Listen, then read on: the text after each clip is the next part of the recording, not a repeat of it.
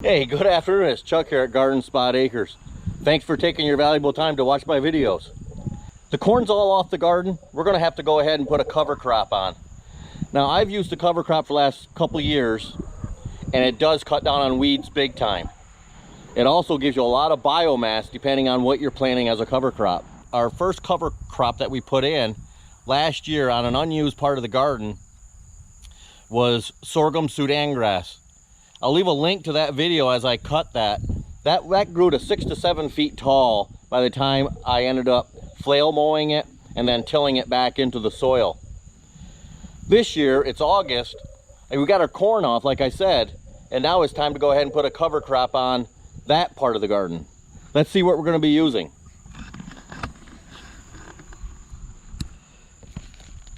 We have winter rye. That'll come up. And that'll grow on any warm day during the winter. It'll continue to grow in the spring. Gives lots of biomass, lots of green manure. First time we've used forage radish. This comes to other names. Dakin, you might be familiar with Dakin radish. But this has to go in August to get it established. So it's a great time. We're about the third week of August right now. And these radishes can grow 4 to 5 inches in diameter at the top and up to 2 feet long, depending on how long you have them in the garden for or in the field. These do a couple things. It shields, it helps protect the garden with the big leaves, but it also brings up nutrients from down in the soil, and it breaks up the soil just with the size of the root. The last thing we're going to be using for the benefits that it brings to the garden for nitrogen is hairy vetch. This is right along the same line as clover and other legumes that you could plant for a cover crop. But the hairy vetch also needs to go in early. Now the hairy vetch needs to go in sometime late August, maybe early September, depending on where you're at. But it does have to get itself established before winter because it can winter kill. But I'm hoping that the rye and the large leaves of the groundhog radish here will protect this and get it through the winter. And then in the spring, this will continue to grow, and it'll actually grow up because it is a vine-ish type cover crop. It will grow up the rye stems. Okay? So, we're going to have to go get the garden ready. We're going to be putting on a couple inches of compost. Now that compost is made up of horse manure, horse bedding, grass clippings, weeds, vegetables, anything that compost, any vegetable matter that we put into the compost piles. Then we're going to go ahead and we're going to use the cultivator on it to really loosen the soil up 6, 7 inches deep. Then I'm going to till it. Then we're going to broadcast the seed. Then I'll probably go back over it with the tiller on a light setting. I'll see you over at the garden.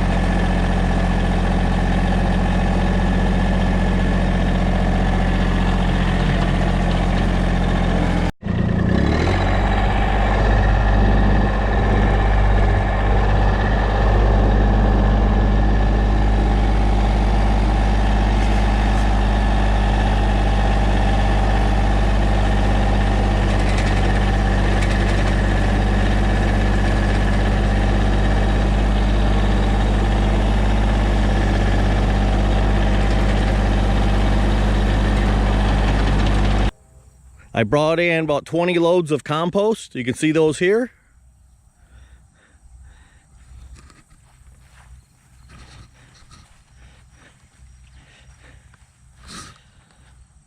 Now I'm going to dig down maybe 8 inches or so with the cultivator. And we're going to loosen that soil up. It's been compacted quite a bit with cultivation during the corn season and walking on it. So I'm going to go ahead and loosen it up. And then after that, we're going to take the tiller out, we're going to till it, then we're going to plant a cover crop on it.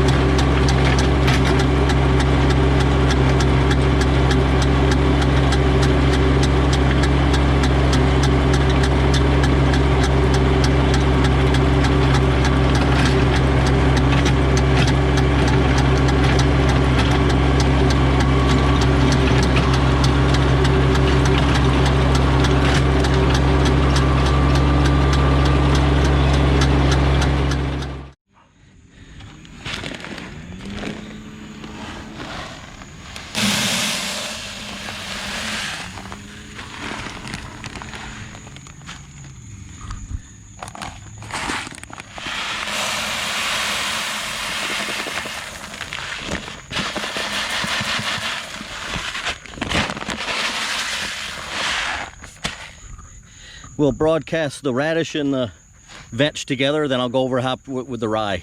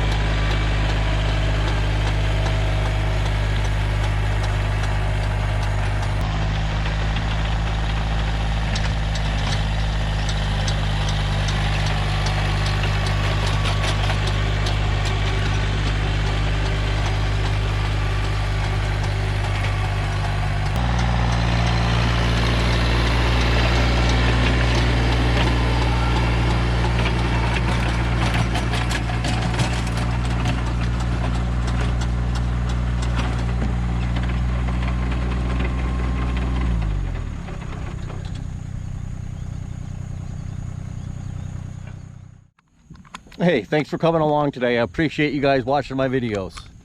Hope you enjoyed this video on cover cropping. You can find me on Facebook. You can find me on Instagram, also under Garden Spot Acres.